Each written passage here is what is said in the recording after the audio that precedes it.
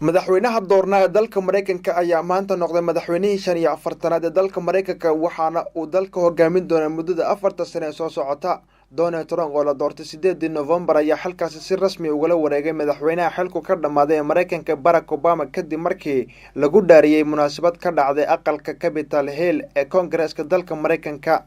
ku dhawaad 1 milyan oo qof oo ka kala yimid dhammaan gobolada dalka Mareykanka ayaa isugu yimid magaalada caasimadda Washington si ay goobjoog ugu noqdaan ababa u daawadaan munaasabadda xil wareejinta iyo dhaarinta madaxweynihii doornaa ee dalka Mareykanka Donald Trump oo ka dhacday Capitol Hill Koongareeska aqalka cad ee waddanka Mareykanka. madaxweyne Donald Trump ayaa waxa uu magacaabay xogayaha guud ee difaaca Mareykanka James Menin oo horey u soo noqday jarnaal halka xogayaha guud ee arrimaha difaaca gudaha dalka Mareykanka uu magacaabay John Kelly oo isna horey u soo noqday jarnaal waxaana uu hortagi doonaa jimcaha senatarada si loo ansixiyo. munaasabad si hersare loo soo agaasimay oo kumanaan dad ay ka daawanayeen telefishinada caalamka iyo goobta Capitol Hill ay munaasabadani ka dhacaysay ayaa xilka lagu wareejiyay